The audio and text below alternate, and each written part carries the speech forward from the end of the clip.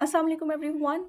अच्छा जी, तो मेरे सामने डॉन का एक और एडिटोरियल मौजूद है और इसको जो है वो हम आज एनालाइज़ करेंगे, ठीक है? इसके अंदर आने वाले जो डिफ़िकल्ट मीनिंग्स हैं, सिनोनिम्स हैं, वो सारे जो है वो हम देखेंगे और समझेंगे कि बेसिकली राइटर ने इसके अंदर क्या बात की है, ठीक है? Okay, the consequences of Pakistan's lackadaisical approach to climate change have become painfully evident. Pakistan की जो अप्रोच है क्लाइमेट चेंज को लेकर, ठीक है, आपको पता है कि माहौल में तब्दीली हो रही है, ठीक है, टेम्परेचर ज़्यादा हो रहा है, ग्लेशियर्स मेल्ट हो रहे हैं, फ्लड्स आ रहे हैं, दिस एंड दैट। तो पाकिस्तान की जो अप्रोच है क्लाइमेट चेंज को लेकर, उसको राइटर ने लैकडेजिकल कहा है, यानी कि सुस्त कहा है। सिनोनिम्स है इसके केयरलेस या अनकंसर्न्ड, ठीक है। कैसे? अब इस बात को आपने साबित करना है। अच्छा, कोई भी जो टॉपिक होता है आपका, उसका जो पहला सेंटेंस होता है उसको टॉपिक सेंटेंस कहते हैं और टॉपिक सेंटेंस को ही आपने आगे अपने पैराग्राफ में एक्सप्लेन करना होता है, ठीक है। इट्स अ ओपनिंग सेंटेंस जहां आप अपना जो मेन स्टांस होता है उसको जो है वो सम अप करते हैं, ठीक है।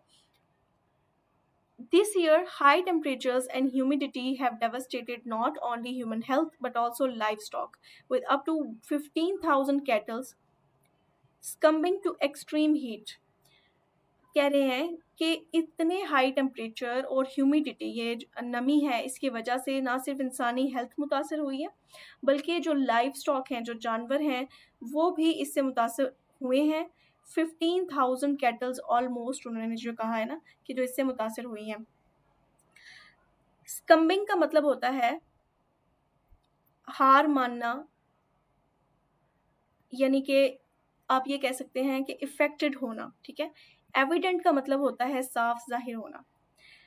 These losses highlight the broader failure of successive governments to prepare for and mitigate the impact of climate change on vulnerable communities. अब इससे ये बात ज़ाहिर होती है कि जो हुकूमत है वो वल्नरेबल कम्युनिटीज़, यानी कि वो कम्युनिटीज़ जो दो चार हो रही होती हैं मसाइल के साथ, उनके लिए इस तरह की जो सिचुएशन है उसको मिटिगेट करने में, यानी कि कम करने में नाकाम रहे हैं।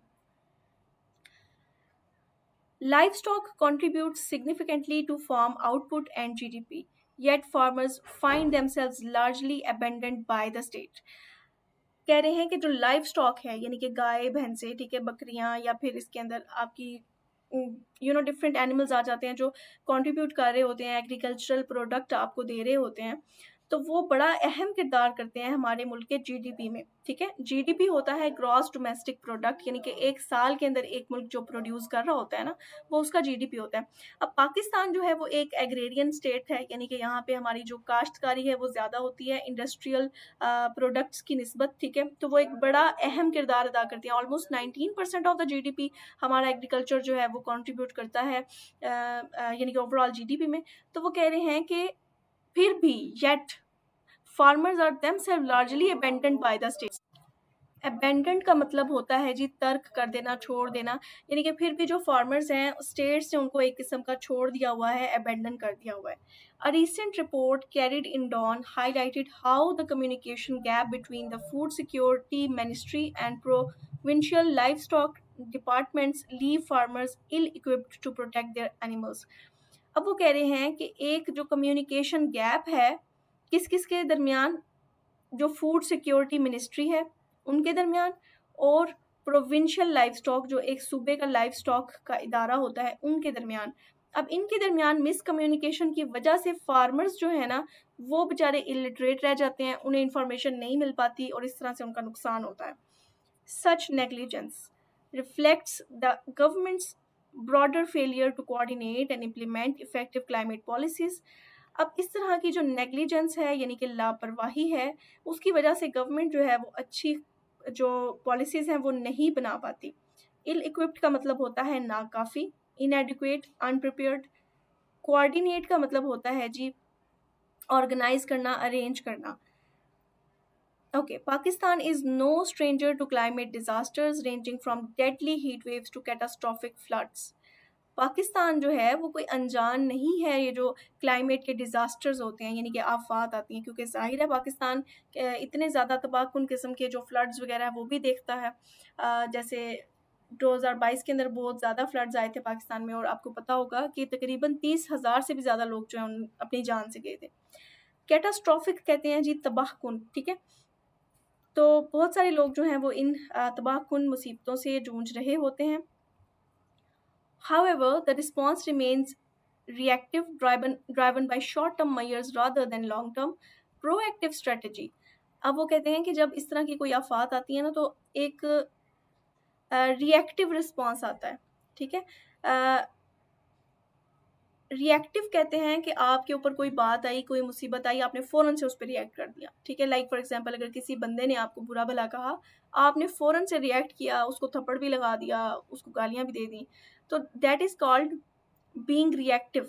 और रिस्पॉन्स होता है या प्रोएक्टिव रिस्पॉन्स होता है कि जब आप उस चीज़ को थोड़ा समझते हैं और ऐसी लॉन्ग टर्म पॉलिसीज़ बनाते हैं कि जो आपको इन लॉन्ग रन फ़ायदा दें। जैसे मिसाल के तौर पे अभी ये इसी मिसाल को लेते हैं कि एक शख्स ने आपको बुरा भला कहा, आप एक स्ट्रेटजी बनाते हैं अपने माइंड में कि ये शख्स क्यों ऐसा कह रहा है, और आप उसके ऊपर वर्किंग स्टार्ट करते हैं, जो कि आपको लॉन्ग रन में जो है ना वो फ़ायदा देती है।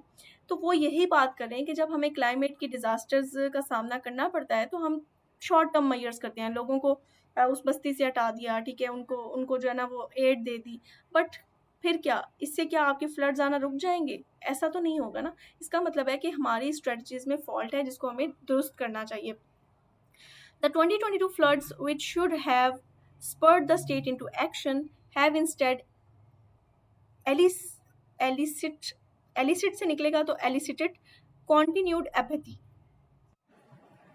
अच्छा, यहाँ पर वो ये बात कर रहे हैं कि जो 2022 में आपके फ्लड्स आए थे, ठीक है, उन्होंने क्या किया, they have spurred the state into action. Spurred होता है जी मुतहरिक कर दिया, मोटिवेट कर दिया, ठीक है जी। स्टेट बड़ा जो है ना मुतहरिक हो गया कि हम एक्शन लेना है and everything. Have instead elicited, elicit का मतलब होता है जी हासिल करना, इवोक करना, एक्सट्रैक्ट करना।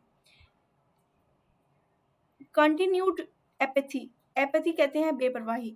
अब वो कह रहे हैं कि होना तो ये चाहिए था ना कि जो 2022 के फ्लड्स आए हैं वो आपको मुतहरिक करते हैं और आप लॉन्ग टर्म स्ट्रेटजीज बनाते हैं, लेकिन आप वक्ती तौर पे मुतहरिक हो गए और आपने जो है ना अपनी जो बेपरवाही है उसको कंटिन्यू रखा। यानी कि हमें क्या हासिल हुआ, बेपरवाही हासिल हुई। Our environmental performance is slipping as seen in the country's dismal ranking on global indicators like the Climate Change Performance Index and Environmental Performance Index। अब हमने अपने मुल्क की अगर क्लाइमेट की सूरत हाल चेक करनी हो तो हम ग्लोबल जो क्लाइमेट इंडेक्स बनता है ना कि कौन सा कंट्री कितना ज़्यादा जूझ रहा है क्लाइमेट से, तो उसको अगर हम चेक कर ले तो हमें अपना नंबर देख कर ही अंदाज़ा हो जाएगा। These rankings underscore a critical lack of coordination and disturbing indifference to air pollution, climate mitigation and infrastructure resilience। अब इनसे हमें इन रैंकिंग से हमें समझ आती है कि हमारे पास जो है वो कोऑर्डिनेशन की कमी है, ठीक है, एयर पोल्यूशन बहुत ज़्यादा है, क्लाइमेट को मिटिगेट करने यानी कम करने की स्ट्रेटजीज हमारे पास नहीं है, और रिजिलियंस नहीं है हमारे इंफ्रास्ट्रक्चर में। रिजिलियंस कहते हैं लचक। अब जैसे मिसाल के तौर पे ये जो 2022 का फ्लड आया था, इसमें कितने ही पुल पर बर्बाद हो गए थे, कितने ही सड़कें तबाह हो गई थी। इसका मतलब है कि हमारा जो इंफ्रास्ट्रक्चर है उसमें इतनी कैपेसिटी ही नहीं है कि वो इस तरह के डिजास्टर्स को बर्दाश्त कर सके। तो अब उसकी रीज़न क्या है, हो सकता है कि वो अच्छे मटेरियल से ना बनी हो। यानी कि हर चीज़ की जो प्रॉब्लम है ना, वो अगर आप उसकी तह तक पहुँच जाए तो आपको समझ आ जाती है कि मसले मसाइल जो है ना क्यों पैदा हो रहे हैं। डिसमल का मतलब होता है जी मायूस कुन, और इंडाइसिस या इंडिसिस का मतलब होता है इशारा करना। अच्छा, उसके बाद है moreover appeals from our leaders to the world for climate finance ring hollow without domestic reforms. अब वो कह रहे हैं कि हमारे जो हुक्मरान हैं वो बाहर से क्लाइमेट के लिए फाइनेंस मांग रहे हैं, मगर जब तक डोमेस्टिक यानी कि घरेलू रिफॉर्म्स नहीं की जाएंगी, तब्दीलियां नहीं की जाएंगी, तब तक उसका क्या फ़ायदा होगा। Pakistan's credibility on global stage would be greatly enhanced if it displays a serious commitment to tackling climate issue through improved governance, better coordination and building resilient infrastructure। Pakistan की क्रेडिबिलिटी यानी उसका जो एतबार है, इंटेग्रिटी है, ऑथेंटिसिटी है, वो बढ़ जाएगी। किस तरह बढ़ जाएगी कि अगर वो ग्लोबल स्टेज पर सीरियस कमिटमेंट करता है, ठीक है, कि हम क्लाइमेट चेंज को डील करेंगे, अपनी गवर्नेंस को इम्प्रूव करता है, कोऑर्डिनेशन को बेहतर करता है, अपने अंदर रिजिलियंस पैदा करता है, यानी कि चीज़ों से बचाव के लिए वो जो कैपेसिटी होती है ना, उसको पैदा करता है अपने इंफ्रास्ट्रक्चर के अंदर, तो बेहतरी होगी, ठीक है, हमारी जो एतबार है वो बहाल हो जाएगा। By moving away from beggars bowl and focusing on capacity building and legal reforms, Pakistan could position itself as a responsible actor in the fight against climate change. अब वो कह रहे हैं कि ये जो एक प्याला हमने अपने हाथ में लिया हुआ है, इसकी बजाय अगर हम अपनी कैपेसिटी बिल्डिंग पर फोकस करें तो वो हमारे लिए ज़्यादा बेहतर होगा। What is needed is a well thought out climate policy that prioritizes resilience, coordination, and sustainable development and ensure that state can protect its people, economy, environment from the mounting threats of the unpredictable climate.